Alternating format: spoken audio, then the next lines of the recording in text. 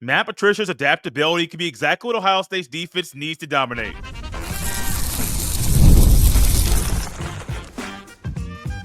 You are Locked On Buckeyes, your daily podcast on the Ohio State Buckeyes. Part of the Locked On Podcast Network, your team every day. Welcome in, Buckeye fans, to your Hump Day edition of Locked On Buckeyes, which is your daily Ohio State podcast. Part of the Locked On Podcast Network, your team every day. I'm your host, Jay Stevens, also the host of the Jay Stevens Podcast. And during today's show, we'll dive into why Ryan Day still wants a head coach of the defense and two players that benefit from Matt Patricia being the Buckeyes defensive coordinator.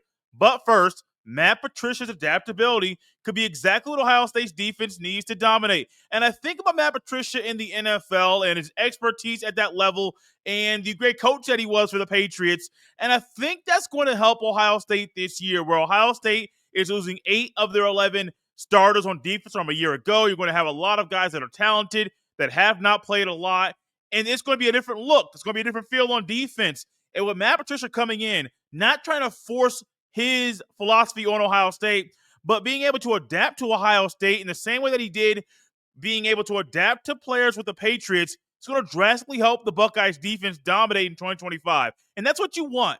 You want a coach to come in that's not trying to force you to do what he wants you to do, but he is going to adapt to the personnel on the team. In Ohio State, from the guys up front to the guys on the back part of the defense, things are going to be a little bit different. Different is not always bad. It's just going to be different. Ohio State was blessed to have guys like Tuimoloau and Sawyer and Hamilton and Williams and Simon stay for another year in the Scarlet and Gray, and it worked out to perfection with those boys leaving Ohio State as national champions. But Matt Patricia coming in is one of the things that Ryan Day has done that is going to allow him to be multiple on defense, to have versatile looks, to maybe be 3 down at times or 4 down at times, and allow a guy to come in to do exactly what he did in the NFL, and that is adapt to the personnel on the team, figure out what works best for them, and let that thing ride. And in New England, as Matt Patricia was recently on, I believe it was Julian Edelman's podcast, and he was talking about some things with the Patriots when he was the defensive coordinator.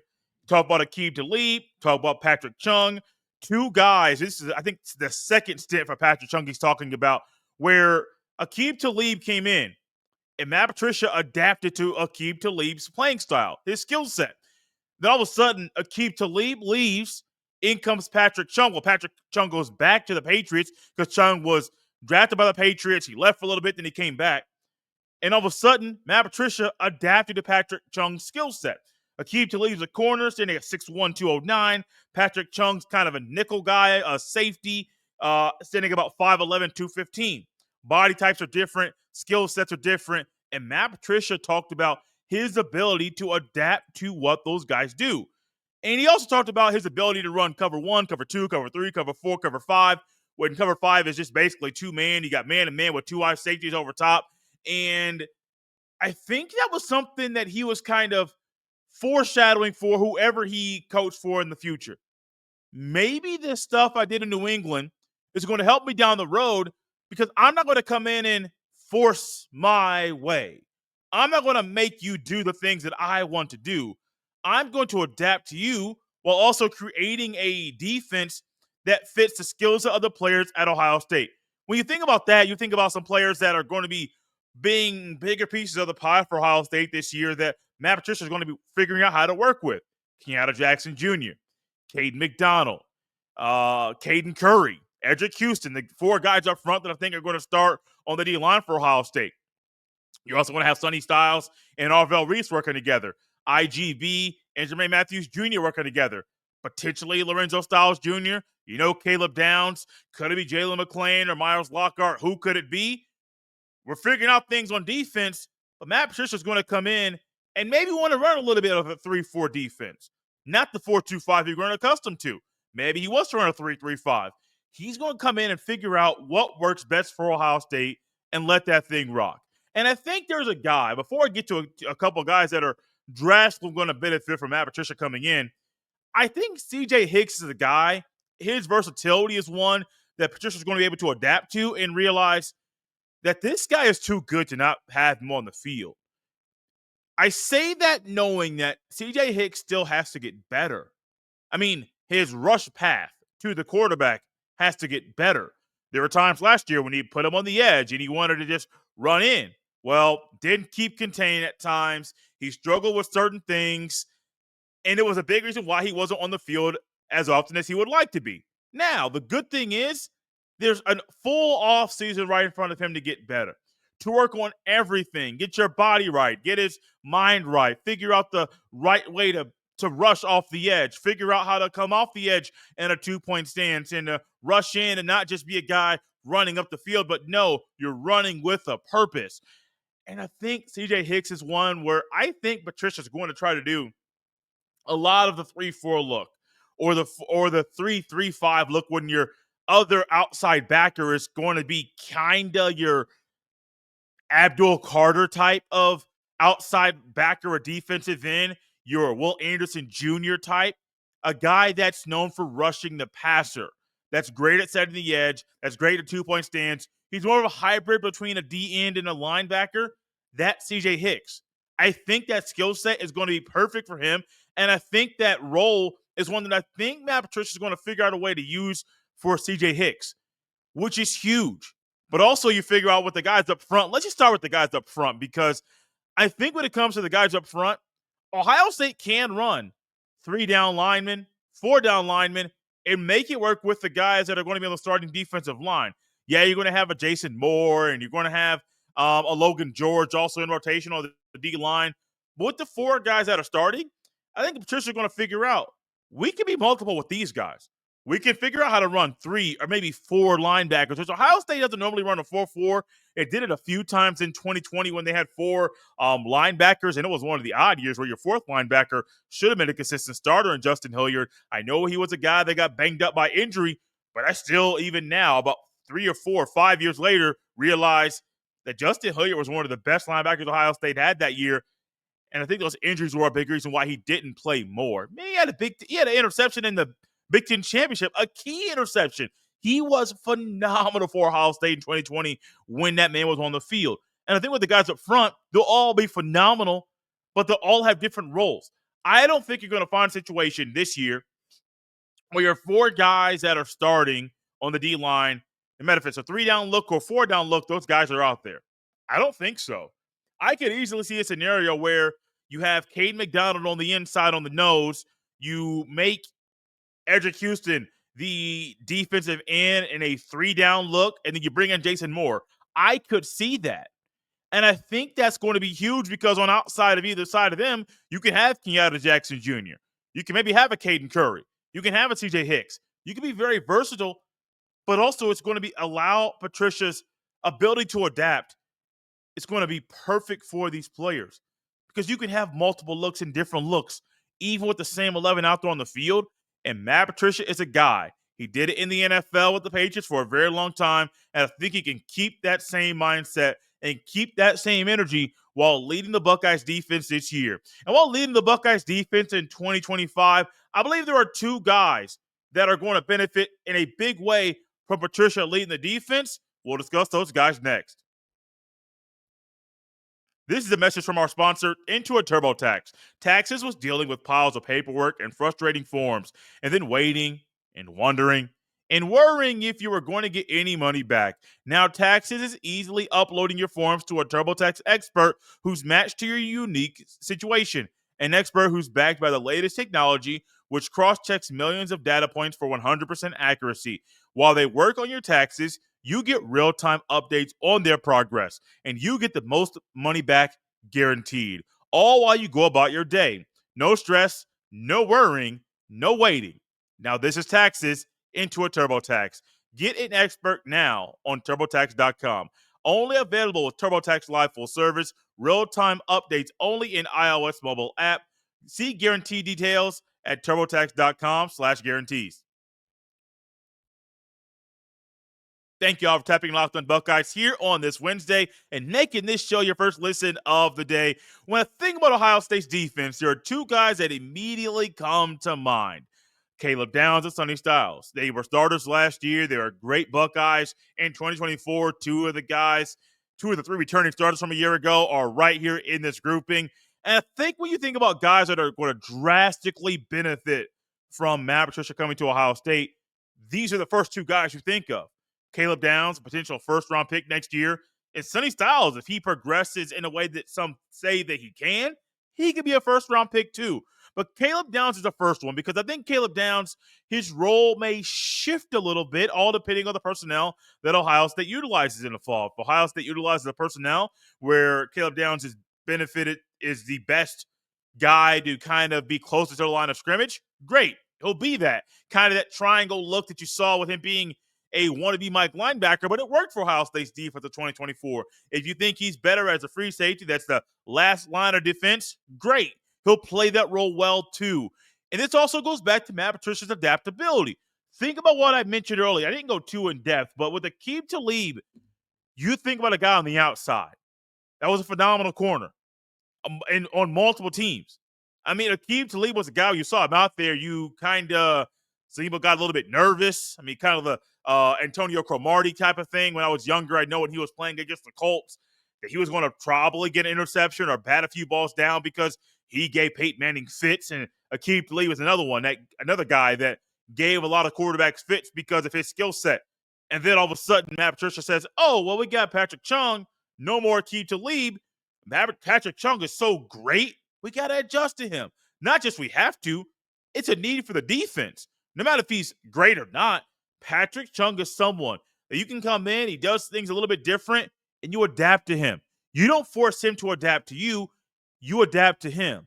But also, while Matt Patricia is adapting to Caleb Downs, this is going to help Caleb Downs' draft stock. It's going to help him make more money when he steps into the National Football League. Same thing with Sonny Styles. Sonny Styles is going to benefit in a big way via his draft stock. He's going to make more money on day one in the National Football League. And Matt Patricia's ability to use his NFL techniques and use his NFL resources while in the college game is going to help those two guys. And I think Sonny Styles is one where he can be a guy. I don't know if he won't play the nickel in the NFL. It really shouldn't play it in college. Just haven't played linebacker.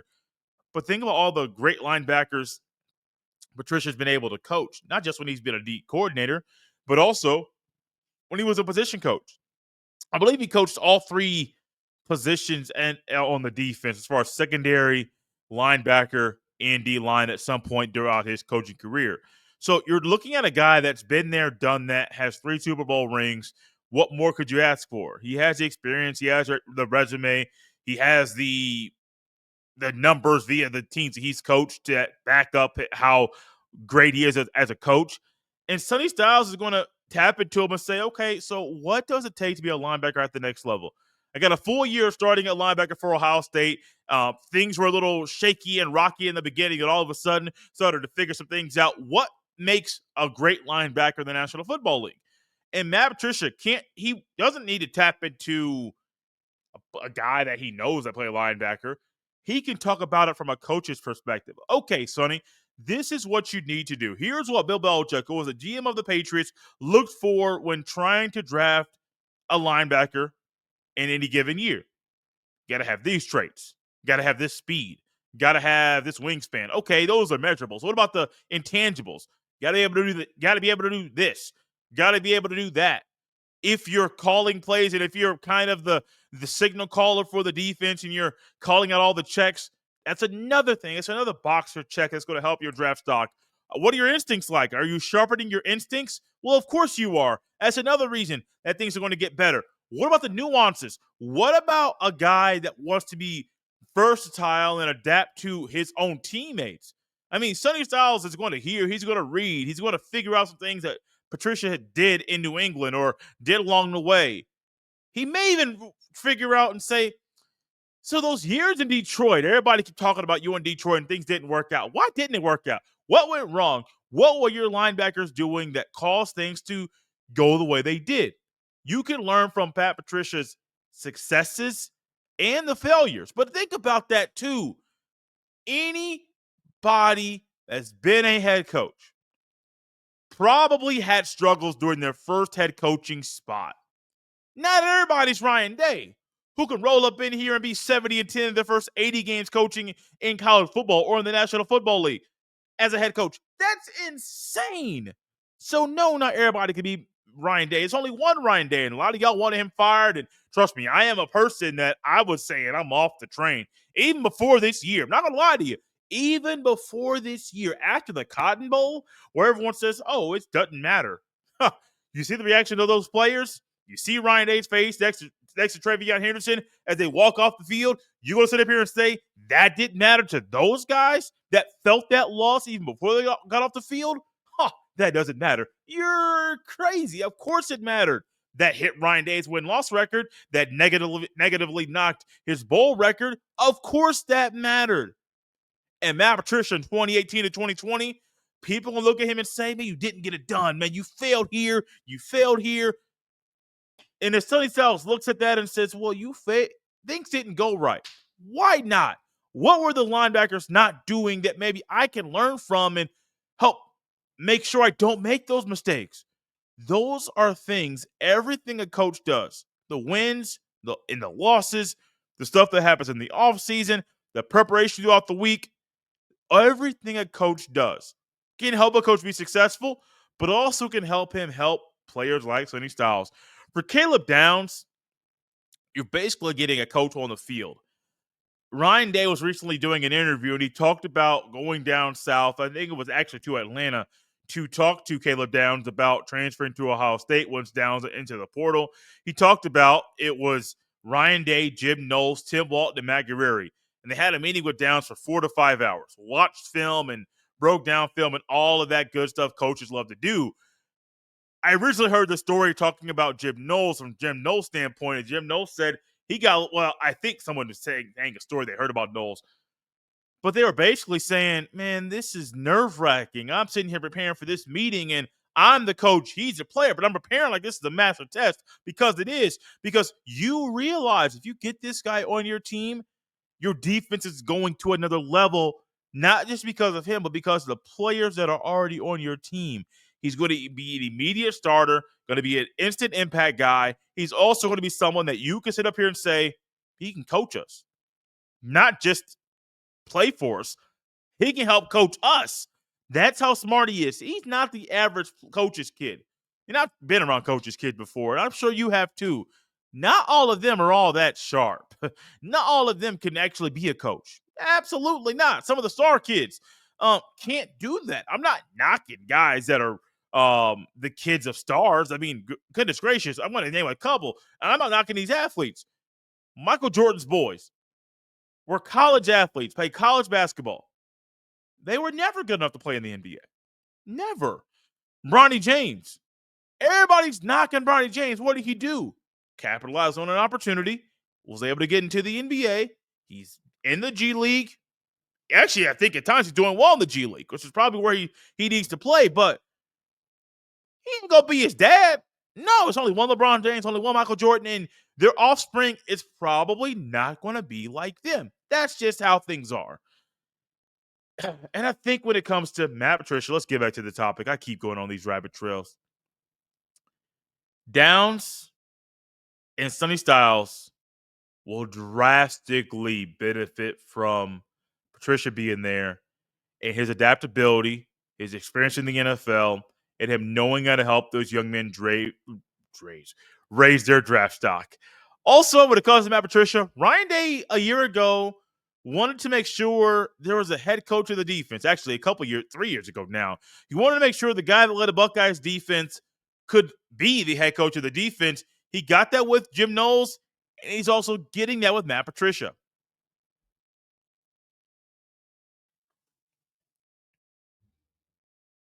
Thank you all for tapping Locked on Buckeyes and making this show your first listen of the day. If you're a new listener or viewer of Locked on Buckeyes, welcome and thank you for checking out the show. And make sure you subscribe to Locked on Buckeyes on YouTube or wherever you get your fine podcast and hit that bell or the notification button so you get notified every time a new show goes live.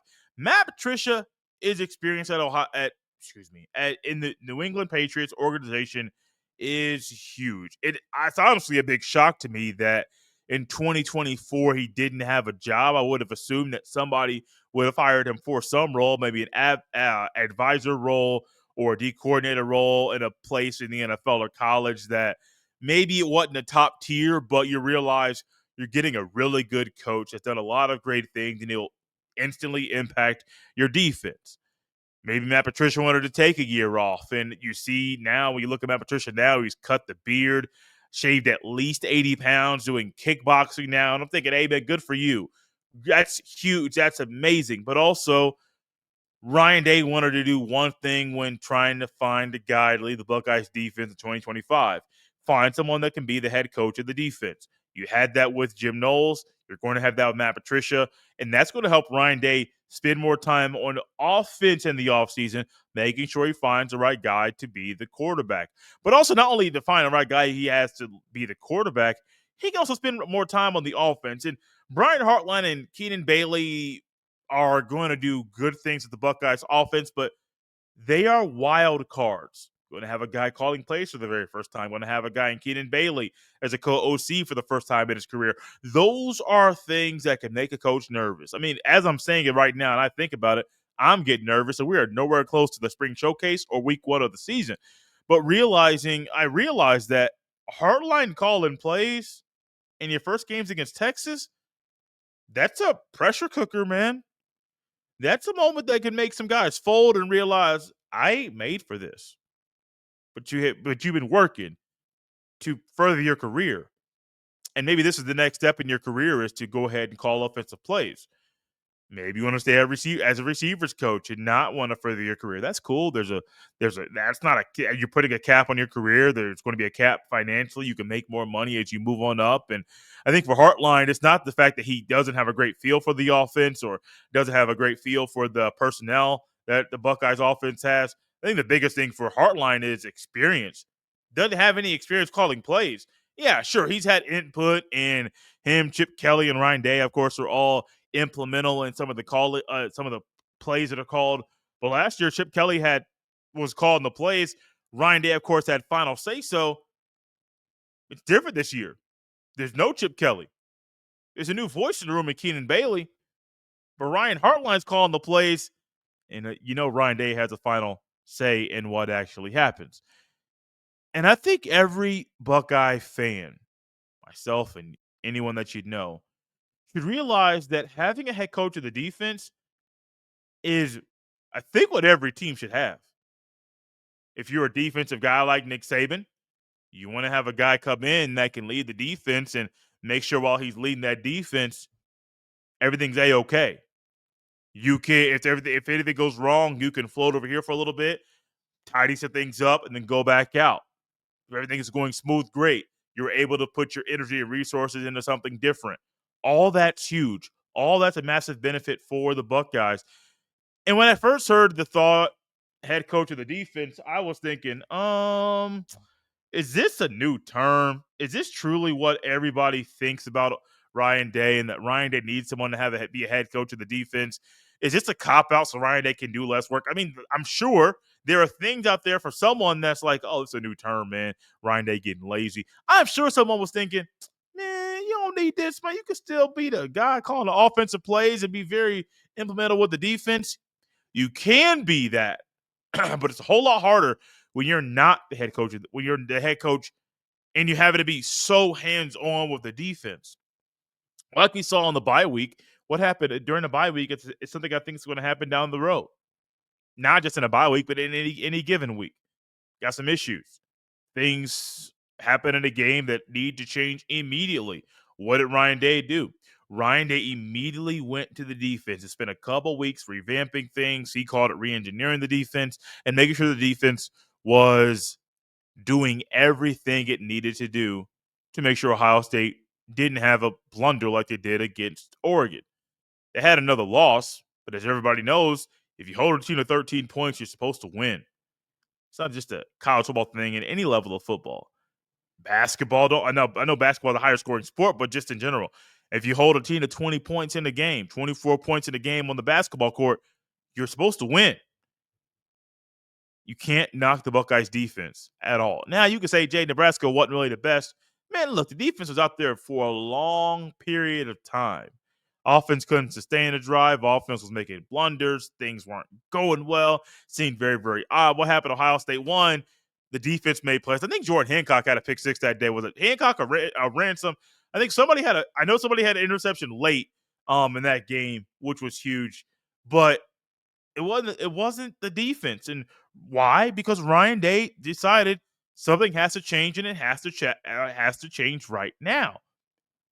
Matt Patricia is going to free up Ryan Day for so many necessary things that Ryan Day has to deal with, not just with things on the offense, getting the quarterback right or getting the play calling right and getting preparation for that. We're going to talk more about that down the road because I think I have a couple thoughts about Heartland calling plays that things that they could do in the offseason that are going to help that thing be as smooth as it can be. I think for Ryan Day, though, and for all these players, that Ryan Day is going to get in a situation where, going to get in a position where whoever's running the offense, I don't think Brian Hartline is going to be here for the entire time Ryan Day is the head coach. I wouldn't be shocked if Brian Hartline, after a year or two, says, "Oh, I am ready for the next. I'm ready for another job, another challenge," and he leaves Ohio State to go somewhere else. It wouldn't shock me. I'm not saying it's going to happen, but realistically, it wouldn't shock me if a lot of guys left. I really hope James Laurinaitis doesn't, because I see James Laurinaitis leaving to be a D coordinator down the road. Absolutely.